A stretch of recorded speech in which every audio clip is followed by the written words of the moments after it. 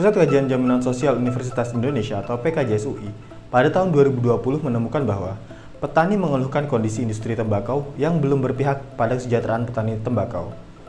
Di sisi lain, terdapat Peraturan Menteri Keuangan atau PMK nomor 206 tahun 2020, di mana sebesar 50% dari dana bagi hasil cukai hasil tembakau atau DBHCHT dapat dimanfaatkan untuk kesejahteraan masyarakat, terutama petani tembakau.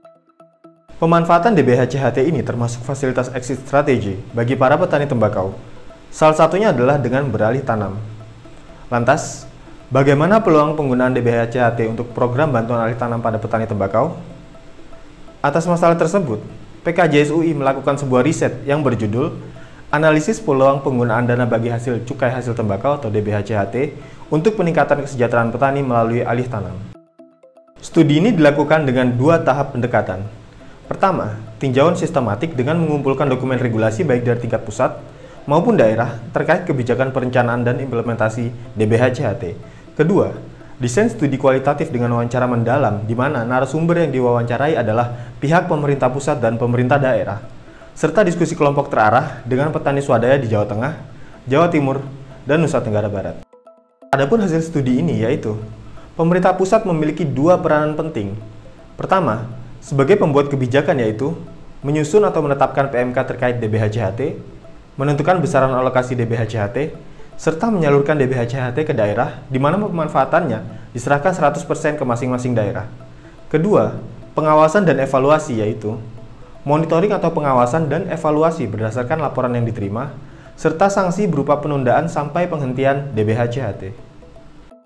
Pemerintah daerah atau Pemda memiliki kewenangan penuh dalam mengelola DBHCHT. Pemda juga mendukung jika DBHCHT ingin digunakan untuk bantuan alih tanam.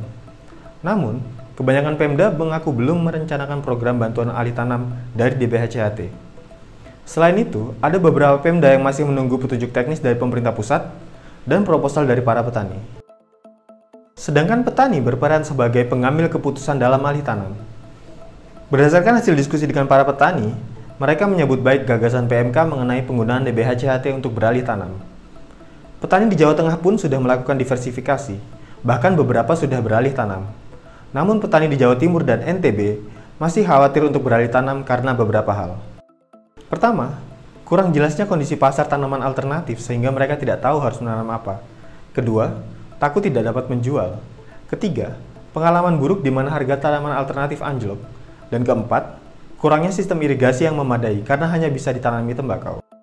Ada respon positif dari ketiga belah pihak stakeholders, namun ditemukan beberapa tantangan atau hambatan, yaitu pertama, realisasi penggunaan DBHCHT untuk meningkatkan kesejahteraan petani sangat bergantung kepada eratnya kerjasama antara petani dan pemerintah daerah.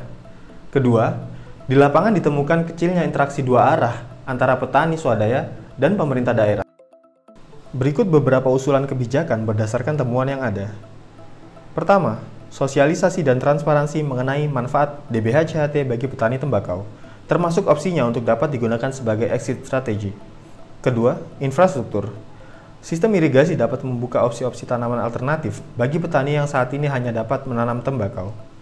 Ketiga, market insight, yakni pengadaan informasi pasar yang sederhana, namun membantu petani membuat keputusan yang lebih menguntungkan.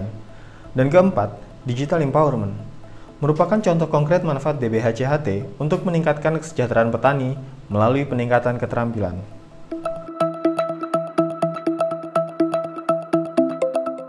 Regulasi untuk meningkatkan kesejahteraan petani tembakau mulai dari bantuan produksi sampai dengan subsidi harga, bahkan bantuan modalitas apabila akan melakukan alih usaha, termasuk alih tanam.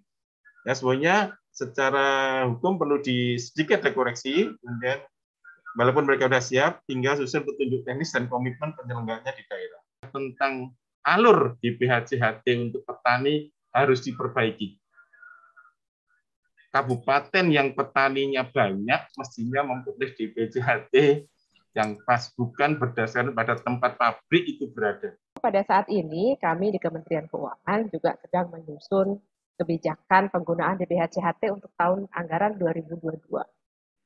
Di dalam kebijakan yang baru ini, rencananya masih akan tetap dipertahankan dukungan dan bantuan kepada petani, buruh tani tembakau, dan buruh pabrik rokok. Kami berpendapat Dan saya yakin ini juga sejalan mungkin ya dengan banyak stakeholders yang lain, bahwa petani tembakau, buruh tani tembakau, dan buruh pabrik rokok merupakan stakeholders yang sangat penting dalam industri ICHT. Jadi perlu untuk bisa mendapatkan perhatian juga dan bisa mendapatkan benefit dari penggunaan dana DBHCHT. Terkait dengan alih tanam, ini juga saya pikir juga mungkin tidak secara frontal, tetapi memang kalau itu menghasilkan selama pasar itu ada, saya pikir tanaman ini tetap ditanam. Jadi petani itu menanam juga mempertimbangkan pasar yang jelas. Kalau pasar tidak jelas, petani mungkin enggan juga untuk tanam komoditas yang lain juga.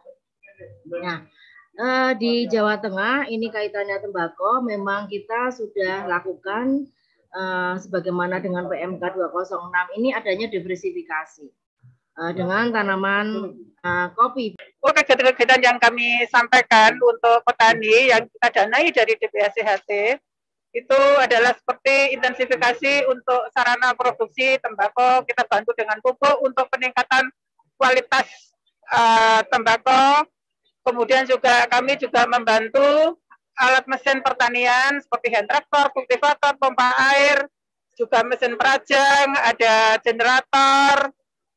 Seperti itu untuk peningkatan produksinya, harapannya petani bisa mendapatkan produksi dan produktivitas yang lebih baik lagi. Kami untuk NTB merasa mengapresiasi kalau memang ada langkah-langkah menuju alih tanam, Pak. Karena kondisi kami setiap tahun di NTB memang untuk tembakau ini sering terjadi miss atau terjadi permasalahan dengan petani maupun dengan perusahaan.